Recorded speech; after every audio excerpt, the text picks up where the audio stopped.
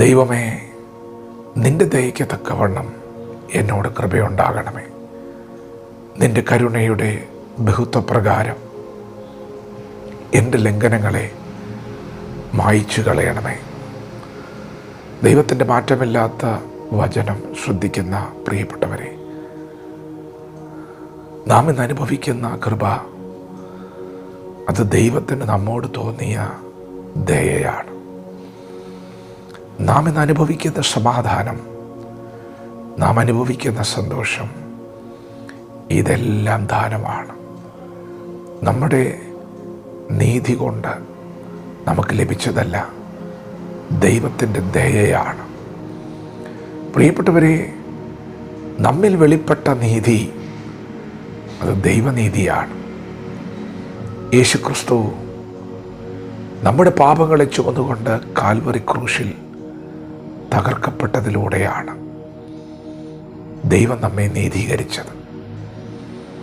നീതിമാൻ ആരുമില്ല, ഒരുത്തൻ പോലുമില്ല എന്ന് അരുളി ചെയ്ത ദൈവം തൻ്റെ പുത്രനായ യേശുവിൻ്റെ രക്തത്തിലൂടെ നമ്മെ ഓരോരുത്തരെയും നീതീകരിച്ചിരിക്കുകയാണ്. അതെ, അത് ദൈവത്തിൻ്റെ കൃപയാണ്. അത് ദൈവത്തിന് നമ്മോട് തോന്നിയ ദയയാണ്. നിൻ്റെ ദയയ്ക്ക് തക്കവണ്ണം എന്നോട് കൃപയുണ്ടാകണം.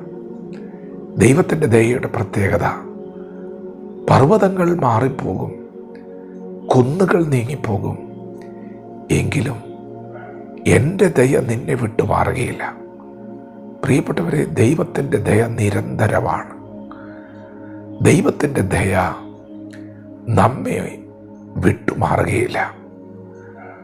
അതുകൊണ്ട് ഇന്ന് പകൽ നാം ദൈവത്തോട് പ്രാർത്ഥിക്കണം. ദൈവമേ, അങ്ങയുടെ ദയയ്ക്ക് തക്കവണ്ണം എന്നോട് കൃപയുണ്ടാകണം. അവിടുത്തെ കരുണയുടെ ബഹുത്വപ്രകാരം എൻ്റെ ലംഘനങ്ങളെ മായ്ച്ചു തരണം. പ്രിയപ്പെട്ടവരെ, കരുണാസമ്പന്നനായ ദൈവം നമ്മെ സ്നേഹിച്ചു. നമ്മുടെ ദൈവം കരുണ നിറഞ്ഞവനാണ്, കരുണാസമ്പന്നനാണ്. ദൈവത്തിന് നമ്മോട് തോന്നിയ കരുണയാണ് നമുക്ക് ലഭിച്ച പാപമോചനം. നമ്മോട് കരുണ തോന്നിയപ്പോൾ നമ്മുടെ പാപത്തിൻ്റെ ചുമട് പുത്രൻ്റെ മേൽ ചുമത്തുവാൻ ദൈവത്തിന് ഹിതമായി.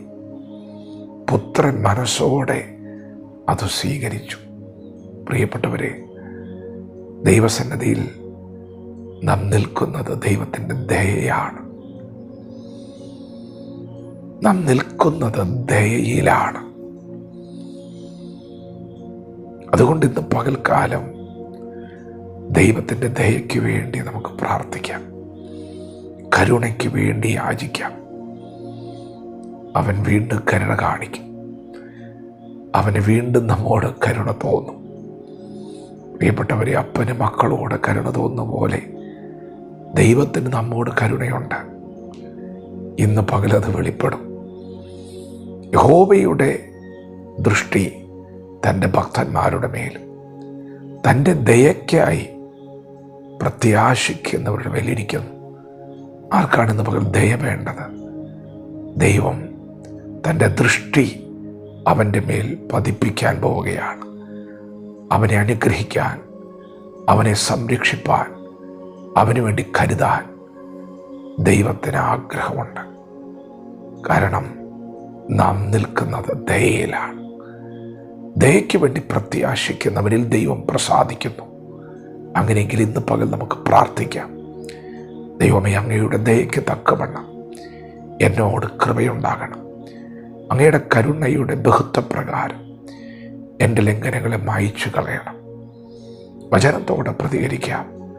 ദൈവം നമ്മെ ഓരോരുത്തരെയും പകൽ അനുഗ്രഹിക്കുമാറാകട്ടെ. ആമേൻ.